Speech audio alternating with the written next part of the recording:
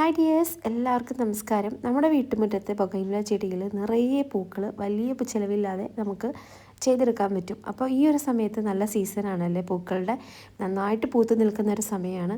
അപ്പോൾ ഇതിൽ കാണിക്കുന്ന പ്ലാന്റ്സ് എല്ലാം നമ്മുടെ സെയിലിൻ്റെ പ്ലാന്റ്സ് ആണ് കേട്ടോ. അപ്പോൾ നമുക്ക് പ്ലാന്റ്സ് കിട്ടിയവർ കുറേ പേര് മെസ്സേജ് അയച്ചിട്ടുണ്ട്. അതുപോലെ കിട്ടാത്തവർ ഇതിനകത്ത് ഏതെങ്കിലും പ്ലാന്റ്സ് നിങ്ങൾക്ക് ഇഷ്ടപ്പെടുവാണെങ്കിൽ വാട്സപ്പ് നമ്പറിൽ കോൺടാക്ട് ചെയ്യുക. ഞാൻ ഇവിടെ കറക്റ്റ് അഡ്രസ്സും കാര്യങ്ങളൊക്കെ വെച്ചിട്ടുണ്ട്. എറണാകുളത്തുള്ളവർക്ക് ഇവിടെ വന്ന് കളക്ട് ചെയ്യാം കേട്ടോ. വീടാണ്, വീട്ടിൽ നിങ്ങൾക്ക് അത്യാവശ്യം പൂക്കളും ചെടിയൊക്കെ ഉണ്ട്. ഇപ്പോൾ അത്യാവശ്യം പൂക്കളൊക്കെ ഒന്ന് കുറഞ്ഞ് നിൽക്കുന്ന സമയം. കാരണം നമ്മുടെ പ്ലാന്റ്സ് നേരത്തെ പൂത്തായിരുന്നു. ഡിസംബർ ആവുന്നതിന് തന്നെ ഫ്ലവറിങ് വന്നായിരുന്നു. അതുകൊണ്ട് കുറച്ച് പൂക്കളൊക്കെ കുറഞ്ഞിട്ടുണ്ട്. എന്നാലും നമുക്ക് വളങ്ങളൊക്കെ ചെയ്ത് കൊടുത്താൽ നന്നായിട്ട് പൂക്കൾ തരുന്നതാണ്. അപ്പോൾ ഇന്നത്തെ വീഡിയോയിൽ ഞാൻ കാണിക്കുന്നത് വെച്ചാണ്ടല്ലോ, നമ്മുടെ ചെടി, അതായത് ഹൈബ്രിഡ് പ്ലാന്റ്സിൻ്റെ കമ്പുകളെല്ലാം നമ്മൾ മുറിച്ച് നട്ടിരുന്നു. അപ്പോൾ അതെല്ലാം പൊടിപ്പിച്ചൊക്കെ വന്നുകൊണ്ട് അതിന് ശേഷം എന്തൊക്കെ വളങ്ങൾ കൊടുക്കാം, പെട്ടെന്ന് പൂക്കൾ ഉണ്ടാവാൻ എന്തൊക്കെ വളങ്ങൾ ചെയ്ത് കൊടുക്കാമെന്നൊക്കെ പലരും ചോദിക്കേണ്ടത്. പിന്നെ കുറച്ച് സംശയങ്ങളും കാര്യങ്ങളുണ്ട്. അപ്പോൾ അതിൻ്റെയൊക്കെ ഒരു ഡീറ്റെയിൽ വീഡിയോ ആണ് കേട്ടോ. അപ്പോൾ വീഡിയോ ഫുള്ളായിട്ട് കണ്ടാൽ മാത്രമാണ് നിങ്ങൾക്ക് ഇതിൻ്റെ കാര്യങ്ങൾ മനസ്സിലാവുള്ളൂ. ഇന്ന് നമ്മളൊരു സൂപ്പർ വളം കാണിക്കുന്നുണ്ട്. അപ്പോൾ വീഡിയോ ഫുള്ളായിട്ട് കാണുക കേട്ടോ. നമ്മുടെ കടലാസ് ചെടിയുടെ ഏറ്റവും വലിയൊരു ശത്രു എന്ന് പറയുന്നത് തണലാണ്. ഈ ചെടിക്ക് ദിവസവും കുറഞ്ഞത് 6-8 മണിക്കൂർ നേരിട്ടുള്ള സൂര്യപ്രകാശം ലഭിക്കണം. വെയിൽ കുറഞ്ഞാൽ ചെടി തഴച്ച് വളരുമെങ്കിലും പൂക്കൾ ഒട്ടും ഉണ്ടാവില്ല. അതുകൊണ്ട് പൂക്കൾ നടാനായിട്ട് നമ്മൾ ആ വീടിൻ്റെ തെക്ക് ഭാഗത്തോ അല്ലെങ്കിൽ നല്ല വെയിൽ കിട്ടുന്ന ഭാഗത്തോ വെള്ളം വെക്കണം. അങ്ങനെ വെച്ചാൽ മാത്രമേ നല്ല സൺലൈറ്റ് കിട്ടിയാൽ മാത്രമേ ഇതുപോലെ നല്ല കളറോടുകൂടി നല്ല പൂക്കളോടുകൂടി ഉണ്ടായി നിൽക്കുകയുള്ളൂ. നല്ല തിക്കായിട്ട് പൂക്കൾ വരാനും പൂക്കൾ നല്ല കളർ ഉണ്ടാവാനൊക്കെ സൂര്യപ്രകാശം അത്യാവശ്യമാണ്. അപ്പോൾ എന്തൊക്കെ ശ്രദ്ധിച്ചും ഏറ്റവും മെയിനായിട്ട് ശ്രദ്ധിക്കേണ്ടത് സൂര്യപ്രകാശമാണ്. സൂര്യപ്രകാശം ഉണ്ടാവില്ലെങ്കിൽ നമുക്ക് കടലാസ് ചെടിയിൽ പൂക്കൾ ഉണ്ടാവില്ല. അതിപ്പോൾ ഏത് വെറൈറ്റി ആണെങ്കിലും നമുക്ക് അത്യാവശ്യം സൂര്യപ്രകാശം വേണം. അതുപോലെ തന്നെ മെയിനായിട്ട് ശ്രദ്ധിക്കേണ്ട ഒരു കാര്യം നനയ്ക്കുന്ന രീതിയാണ് കേട്ടോ. ബൊഗൈൻവില്ലയ്ക്ക് അമിതമായിട്ട് വെള്ളം ഒഴിക്കരുത്. മണ്ണിൽ ഈർപ്പം പൂർണ്ണമായിട്ട് ഉണങ്ങിയ ശേഷം മാത്രം അടുത്ത തവണ നനയ്ക്കുക. ചെടി ചെറുതായി വാടിയ പരുവത്തിലെത്തുമ്പോൾ മാത്രം വെള്ളമൊഴിച്ച് കൊടുക്കുക. അത് പുതിയതായിട്ടുള്ള വേര് വരാനും പൂക്കൾ വിരിഞ്ഞു കഴിഞ്ഞാൽ പിന്നീട് മിതമായ രീതിയിൽ മാത്രം നനച്ചു കൊടുക്കുക. പിന്നെ അടുത്തത് കമ്പ് കോതലാണ്. ചെടി നല്ല ആകൃതിയിലിരിക്കാനും പുതിയ ശാഖകൾ വരാനൊക്കെ കൊമ്പ് കോതൽ അത്യാവശ്യമാണ്. പൂക്കൾ കൊഴിഞ്ഞു പോയ ഉടനെ തന്നെ കമ്പുകൾ അല്പം താഴ്ത്തി മുറിച്ച് കൊടുക്കുക. പുതിയ ഇലകൾ വരുമ്പോൾ അതിനോടൊപ്പം തന്നെ ധാരാളം മുട്ടുകളൊക്കെ ഉണ്ടാവും.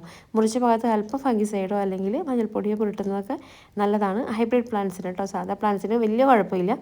പിന്നെ അതുപോലെ വളപ്രയോഗം നമുക്കറിയാലോ. നമ്മൾ നേരത്തെ പറഞ്ഞ പോലെ നമുക്ക് എന്ത് വളങ്ങളും ചെയ്ത് കൊടുക്കാം. നമുക്ക് രാസവളങ്ങൾ കൊടുക്കാം, ജൈവവളങ്ങൾ കൊടുക്കാം. രാസവളങ്ങൾ നമുക്കറിയാം അത്യാവശ്യം പൂക്കളൊക്കെ ഉണ്ടാവാൻ മെയിനായിട്ട് രാസവളങ്ങൾ അത്യാവശ്യമാണ്.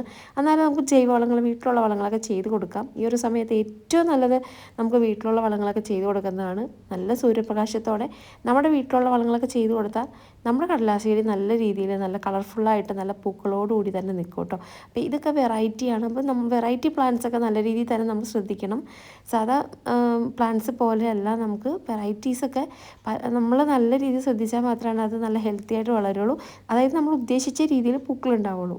അപ്പോൾ നമ്മൾ ഉദ്ദേശിച്ച രീതിയിൽ പൂക്കളുണ്ടാവാനും ഹൈബ്രിഡ് പ്ലാന്റ്സിൻ്റെ കമ്പുകളൊക്കെ പെട്ടെന്ന് പൊടിപ്പിക്കുന്ന വീഡിയോസ് നമ്മൾ ഇട്ടിട്ടുണ്ട് കേട്ടോ. പല ടൈപ്പിലുള്ള വീഡിയോസ് ഇട്ടിട്ടുണ്ട്. അത് കാണാത്തവരൊന്ന് പോയി കാണുക. നമ്മുടെ ചെടിച്ചട്ടിയിലാണ് നമ്മുടെ ബൊഗൈൻവില്ല ചെടി വളർത്തണമെങ്കിൽ ഏറ്റവും മെയിനായിട്ട് ശ്രദ്ധിക്കേണ്ട ഒരു കാര്യം എന്ന് വെച്ചാൽ വെള്ളം ഒഴുകി പോകാനുള്ള നല്ല ഡ്രെയിനേജ് സൗകര്യം ഉണ്ടോ എന്ന് ഉറപ്പ് വരുത്തണം കേട്ടോ. ഒരിക്കലും ചെടിച്ചട്ടിയിൽ വെള്ളം കെട്ടിക്കിടക്കുന്നത് വേര് ചീയാനുള്ള ചാൻസ് കൂടും. അതുപോലെ പൂക്കൾ ഒട്ടും ഉണ്ടാവില്ല. പിന്നെ പലരും ചോദിക്കാറുണ്ട്, ചെടിയിലെ ഇലകൾ പെട്ടെന്ന് കൊഴിഞ്ഞു പോകുന്നു, മഞ്ഞച്ച് പോകുന്നത്. അതായത് കൂടുതലായിട്ട് വെള്ളക്കെട്ട് വരുമ്പോഴാണ് ചെടിയിൽ മഞ്ഞളിപ്പും ഇലകളൊക്കെ കൊഴിഞ്ഞ് ഇങ്ങനെ ഫുള്ളായിട്ട് ഇങ്ങനെ നിൽക്കുന്നത്. അപ്പോൾ നല്ല രീതിയിൽ സൂര്യപ്രകാശത്തോടുകൂടി അത്യാവശ്യം ഈ സമയത്ത് ആവശ്യത്തിന് വളങ്ങൾ മാത്രം ചെയ്ത് കൊടുക്കുക. പരമാവധി ഏത് വളങ്ങൾ ചെയ്യുമ്പോഴും നിങ്ങൾ ശ്രദ്ധിക്കേണ്ടത് പരമാവധി ഒരു 20 ദിവസം അല്ലെങ്കിൽ 30 ദിവസം ഇടവിട്ട് കൊടുക്കാൻ നോക്കുക. അതായത് രാസവളങ്ങളാണെങ്കിൽ ഒരിക്കലും 15 ദിവസം, ഇപ്പോൾ NPK ആണ് കൊടുക്കണമെങ്കിൽ 15 ദിവസം ഇടവിട്ട് NPK DAP കൊടുക്കാം. അതല്ല ജൈവവളങ്ങളാണെങ്കിൽ നിങ്ങളൊരു 30 ദിവസം അല്ലെങ്കിൽ 20 ദിവസം ഇടവിട്ട് കൊടുത്താൽ മതി. നമുക്ക് മാറി മാറി ഏത് വളങ്ങളും വേണമെങ്കിലും നമുക്ക് കൊടുക്കാം, അത് കുഴപ്പമില്ല. പക്ഷേ ഒരു വളം തന്നെ ഇന്ന് കൊടുത്തു, അതിന് പിറ്റേ ദിവസം അടുത്ത വളം കൊടുത്തു, അങ്ങനെ അടുപ്പിച്ച് വളം കൊടുക്കരുത്. ഓവർ വളവും പാടില്ല, അതുപോലെ ഓവർ വെള്ളവും പാടില്ല. ഏറ്റവും ആവശ്യത്തിന് വെള്ളം, ആവശ്യത്തിന് വളം, ആവശ്യത്തിൽ കൂടുതൽ സൂര്യപ്രകാശമാണ് നമ്മുടെ ഈ കടലാസ് ചെടിക്ക് ഏറ്റവും ആവശ്യമുള്ളൊരു സംഭവം. അപ്പോൾ ഇത്തരം കാര്യങ്ങൾ ശ്രദ്ധിക്കുക. അപ്പോൾ ഇന്നത്തെ വീഡിയോയിലുണ്ടല്ലോ ഞാൻ അത്യാവശ്യം നന്നായിട്ട് പൂക്കളുണ്ടാവാൻ പറ്റുന്ന വീട്ടിൽ ഏറ്റവും എളുപ്പത്തിൽ നിങ്ങൾ വീട്ടിലൊക്കെ എപ്പോഴും ഒഴിവാക്കി കളയുന്ന ഒരു സാധനം വെച്ചിട്ട് നമുക്കൊരു വളം ചെയ്തെടുക്കാം കേട്ടോ. അപ്പോൾ എപ്പോഴും നമ്മളത് ഈ പോട്ട് കണ്ടല്ലോ, അത്യാവശ്യം നന്നായിട്ട് ഉണങ്ങിയിട്ട് മാത്രമാണ് നമ്മുടെ ചെടിയിൽ വെള്ളം ഒഴിച്ച് കൊടുക്കുന്നത്. അപ്പോൾ നമ്മുടെ വളം എന്ന് പറയുന്നത് ഈ സാധനമാണ്. ഇതിൽ ഏത്തപ്പഴത്തിൻ്റെ തോലാണ് കേട്ടോ. നമ്മൾ സാധാ റോബസ്റ്റ പഴം അല്ലെങ്കിൽ പഴംകൊടപ്പഴം അല്ല, ഏത്തപ്പഴം. ഏത്തപ്പഴത്തിൻ്റെ തോല് നമ്മൾ അത്യാവശ്യം എടുത്ത് ഇതുപോലെ സൂക്ഷിച്ച് വെക്കുക. ഇതിപ്പോൾ ഒരു കൈപ്പിടിയുള്ളൂ. നിങ്ങൾക്ക് എത്രയോ പഴം കിട്ടുന്ന അത്ര നിങ്ങൾക്ക് ഇത് ഉണക്കി സൂക്ഷിച്ച് വയ്ക്കുക. ഇത് നമുക്ക് റോസയ്ക്കും ഏത് ചെടിക്ക് വേണമെങ്കിലും അടീനിയത്തിനൊക്കെ നമുക്ക് ചെയ്ത് കൊടുക്കാവുന്നതാണ് കേട്ടോ. ഇപ്പം ഞാൻ ഇത് പഴത്തൊലി മാത്രമാണ് എടുക്കുന്നുള്ളൂ. ഈ പഴത്തൊലിയുടെ കൂടെ നമുക്ക് മുട്ടത്തൊണ്ട്, അതുപോലെ സവാളത്തൊണ്ട് ഇതെല്ലാം ഉണക്കി പൊടിച്ച് നമുക്ക് മിക്സിയിൽ ഇട്ട് പൊടിച്ചിട്ട് ഇത് സൂക്ഷിച്ച് വെക്കുകയാണെങ്കിൽ നമുക്ക് അടീനിയം പ്ലാന്റിന്, കടലാസ് ചെടിക്ക്, അതുപോലെ തന്നെ നമ്മുടെ റോസയ്ക്ക്, അങ്ങനെ ഏത് പ്ലാന്റിന് വേണമെങ്കിലും നീ ഒരു വളം ചെയ്ത് കൊടുക്കാം കേട്ടോ. ഏറ്റവും ബെസ്റ്റായിട്ടുള്ള സംഭവമാണ്. പ്രത്യേകിച്ച് ബൊഗെയിൻവില്ലയൊക്കെ നന്നായിട്ട് പൂക്കാനൊക്കെ പൊട്ടാസ്യം വളരെ അത്യാവശ്യമാണ്. അപ്പോൾ പഴത്തൊലിയിൽ ധാരാളം പൊട്ടാസ്യം അടങ്ങിയിട്ടുണ്ട്. ഇത് ചെടിയുടെ വേരുകളെ ബലപ്പെടുത്താനും ധാരാളം പൂമുട്ടകളൊക്കെ വളരാനും സഹായിക്കും. പച്ചപ്പഴത്തിൽ നേരിട്ട് മണ്ണിലിടുന്നതിനേക്കാൾ ഏറ്റവും ഫലപ്രദമാണ് ഉണക്കി പൊടിച്ച്. അതായത് അധികം പൊടിഞ്ഞു വരരുത് കേട്ടോ. ഇതുപോലെ ഒന്ന് ക്രഷ് ചെയ്തെടുത്താൽ മതി. പഴത്തോട് കൊടുക്കുന്നതിനും പൊടിക്കുന്നതിനൊക്കെ ഒരു കണക്കുണ്ട്. അതായത് ആദ്യം നമ്മൾ കഴിക്കുന്ന ഏത് തരം പഴമാണെന്ന് നോക്കുക. അത് ഏറ്റവും നോക്കേണ്ടത് നല്ല ഏത്തപ്പഴം നോക്കി എടുക്കുക. ഇത് വെയിലത്ത് വെച്ചിട്ട് നമ്മൾ നന്നായിട്ട് ഉണക്കിയെടുക്കണം. ഒരു 3-4 ദിവസം ഇളം വെയിൽ കൊള്ളിച്ചാണ് ഇത് ചൂടാക്കി എടുക്കേണ്ടത്. അപ്പോൾ അതിന് ശേഷം ഇത് ഏകദേശം ഒരു തരിതരിയായിട്ട്, അത്യാവശ്യം തരിതരിയായിട്ട് പൊടിച്ചതിന് ശേഷം നമ്മുടെ ചെടിച്ചട്ടിയുടെ ആ ഒന്ന് ഭാഗത്ത് ഒന്ന് ജസ്റ്റ് ഒന്ന് ഇളക്കി കൊടുത്തതിന് ശേഷം ഇത് ചുറ്റൂട്ട് കൊടുത്തിട്ട് നന്നായിട്ടൊന്ന് ഇളക്കി കൊടുത്തിട്ട് ഒന്ന് നനച്ച് കൊടുക്കുക കേട്ടോ. അപ്പോൾ ആദ്യം ചെടിയുടെ ചുവട്ടിൽ മണ്ണ് ചെറുതായിട്ടൊന്ന് ഇളക്കിയിട്ട് വേണം ഇതിട്ട് കൊടുക്കാനായിട്ട്.